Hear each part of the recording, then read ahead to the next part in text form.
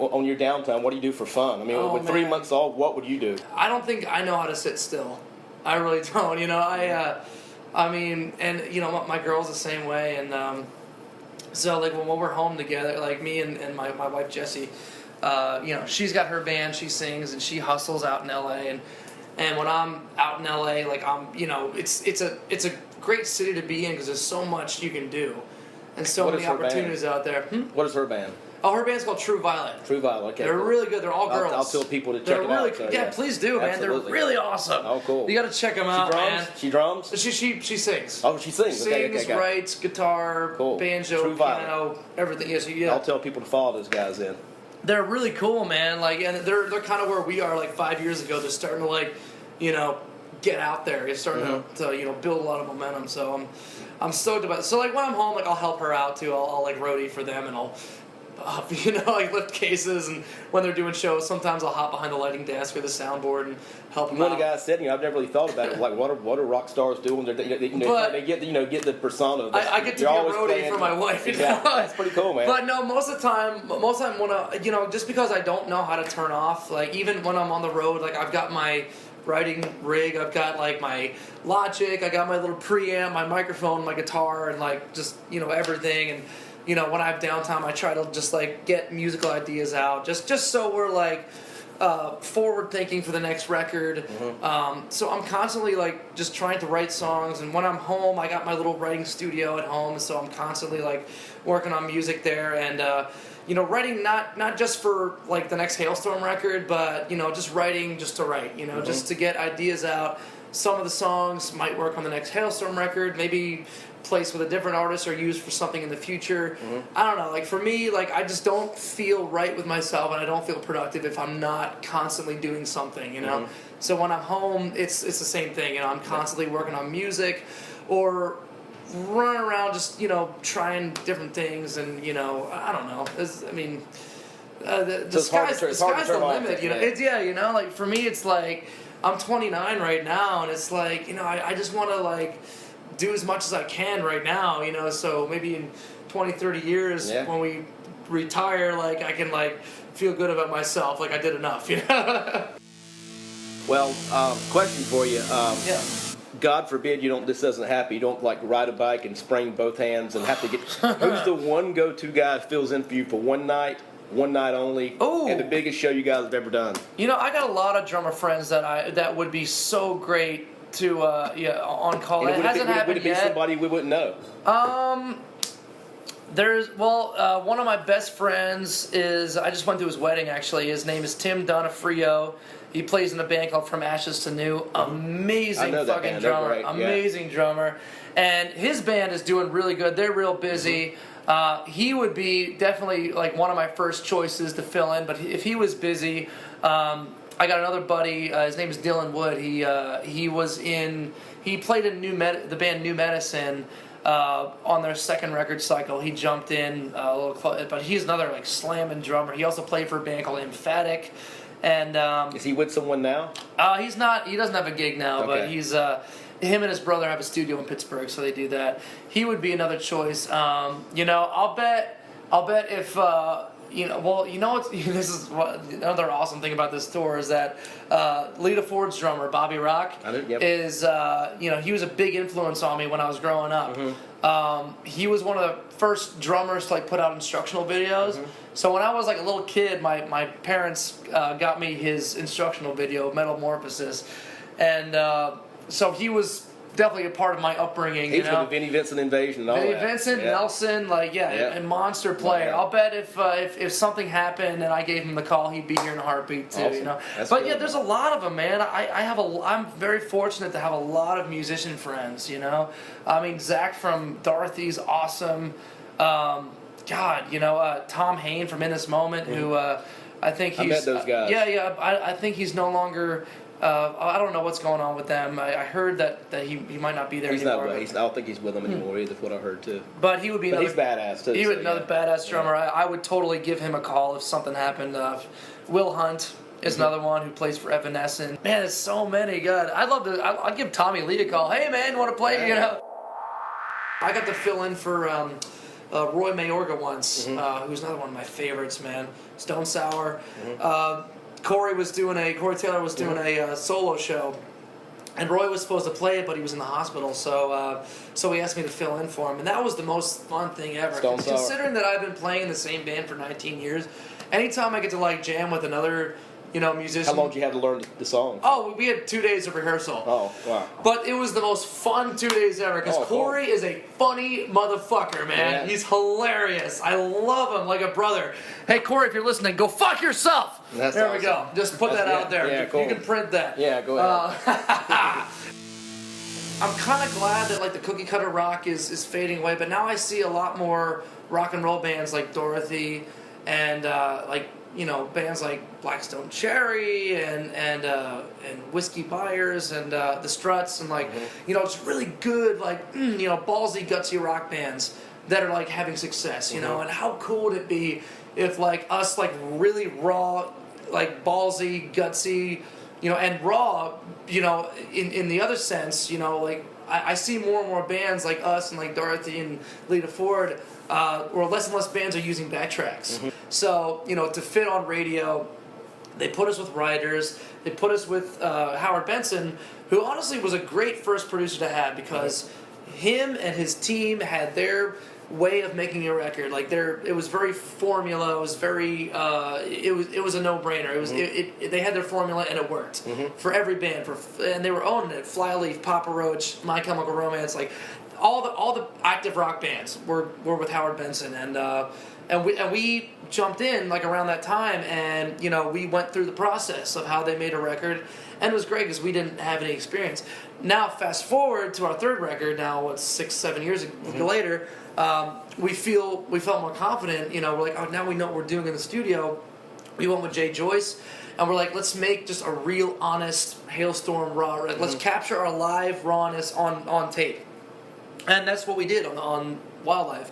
So, it's cool for you to notice that, I think that with every record that we do, we just get progressively more and more honest. It does. More real. It does sound like that, yeah. So hopefully on the next record, it'll just keep going in that direction, Cool. I think it will, because we're a straight up rock band. We don't use tracks. We got Josh plays some keyboard, Lizzie plays some keyboard, but for the most part, it's 2 guitars, bass, and drums and vocals.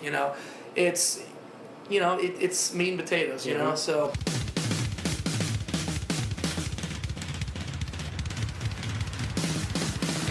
So I used to wear a tie on stage, and I just still do it from time to time. But I jumped out in the crowd with a tie on stage, and some chick grabbed it. It was like, oh man! And I grabbed it, I'm holding it, and I'm like out on the barricade, and she's got me by the tie, and I'm like this. I'm like, okay, 3 things are gonna happen: either you're gonna let go, or this tie's gonna rip, or I'm gonna black out. Yeah, exactly. Thank God she was nice enough to let go. That's but funny. you know what I did after that? What? I took it off and I gave it to her. That's I was like, here you go.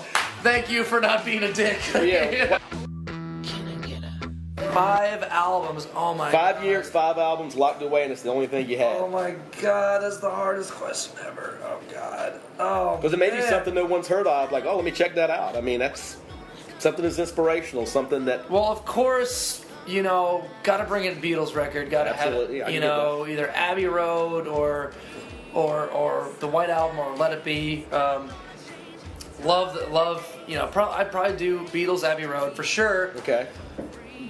Oh God, I'd love to bring Zeppelin with me, but I've listened to Zeppelin so much growing up. I've kind of given it a break lately. One record that I've never gotten sick of, and I always love, just from the production, from the songwriting, from just the sounds, is The Fragile by 9 Inch Nails. Love that album. Great choice. And I love Trent Reznor. I would bring. This is a weird one, but it's a newer record. But I literally have burned a fucking hole in this record because the songwriting is so good. The new Mumford & Sons record, Wilder Mind. Great album. Have you heard it yet? It's great. It's so good, right? Yeah, I love it. Oh God. Oh man, so cute. So we got 3, right? Yeah. Okay, Abbey Road, Fragile, Wilder Mind. I would pick that one just because it's like just to throw in a modern record that I've really devoured. I love that record. Oh man, I've been listening to so many different things lately. Just trying to think of it. Oh! I love this album, and I love the deluxe edition. Even this is like one of those rare albums where the deluxe edition is better than the original. The AWOL Nation. Megalithic Symphony. I haven't heard the that. deluxe edition. I haven't heard the deluxe. You haven't heard I of haven't heard it. AWOL Nation? I haven't heard it. Not the deluxe. Oh, well, it's the first record with some extra songs stuff. and some remixes, but the extra songs are like, you know, I like the new AWOL Nation record. I listened to it a couple times, but it made me really realize how much I love the first record. That first Is the live record, stuff really raw and? yeah, there's a live recording of Soul Wars, which is one of my favorite. It's in my gym playlist when I work out. That record, oh man, I've been like, and when I'm driving around LA, I'll crank it up in my truck, windows down. I'll buy that as soon You as I can get home. follow them to hell. This kid's not alright. So I would have just for now, because I'm obsessed with it lately. I'm gonna have to put that in. I revisited that record hard in the last month I was home. I listened to it every day. I just love it. I love his songwriting. I love his performance. His voice is so great, man. Such a good record. So that would be number 4. I'd definitely throw them in there. Oh man, number 5. Oh god. So let me see. We got like one old one. We got one like kind of old one. We got 2 new ones. I have to throw in another old one. Oh man. What would be number 5? This is a tough. Yeah, you really got me on the spot. Like 5 years, like shit. You know what? I've always loved Alice in Chains' Dirt. Man. Yeah, I love that classic, record. man. Dirt. Oh God. Wait. Hang on. What record has Love Hate Love on it? That's Facelift, right? That's Facelift. Yeah. I love that one too. Fuck. But I really love Dirt. I love Wood. I love Them Bones. I love that whole. Oh fucking damn that river. That whole record front to back. We'll let you. Lane Staley is one of my top 3 favorite. We'll let you scoot by with that one. Just to give you the box set on that one. So. What was it? We'll give you the box set on that one. Oh, right on. It has all the songs. So. Good, right, yeah. I love Alice in Chains' Dirt. Well, you know what? Even sorry, not to deviate too much, but Love Hate Love is a great song. My favorite version of that song is on when Alice in Chains put out that live record. Mm-hmm. It was just Alice in Chains live. Mm-hmm. And, not the MTV one, but not the unplugged, but the live full band record, yeah. Which really I didn't even know existed like until I was a lot older. Mm-hmm. You know, because I loved Alice in Chains, like you know when I was like in my teens and all that, and I didn't even discover the live record. And the live version of Love Hate Love on that record is just to this day just sends chills down my spine. I'll check it out, man.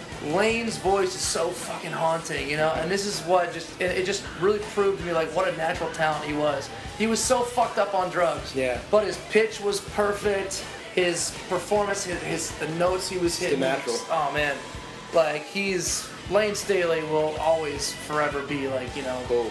One of my favorites of all time. So yeah, that's it. There it is. Beatles, Abbey Road, Nine Inch Nails, The Fragile, Mumford & Sons, Wilder Mind, AWOL Nation, Megalithic Symphony, the deluxe edition, and Alice in Chains' Dirt, the box set. The box set. So that way you get them all. Cool. Yeah, man. Well, cool, man. Well, the one last thing is they can all wish you a happy birthday. I noticed Thanks, man. It's April 1st, right? I didn't know if that was That's a joke. right, yeah. That was April Fool's, so I didn't know if that was actually a joke. Nope, it's true. Yeah. So cool. I haven't thanked everyone on Twitter yet. Oh, I gotta get on that. Well, today. I saw that, and that's the reason why I saw it. That happy birthday stuff and all that. I saw so many thank yous on Twitter. I haven't put anything out yet, dog. I gotta do it today. Well, cool, man. But thanks, man. Absolutely. Yeah, we did a birthday show in Reading, Pennsylvania. It was kind of a hometown show, and it was really fun, man. At the end of the drum solo, somehow, but the fans all worked it out on Twitter. They all started throwing candy on stage. Really?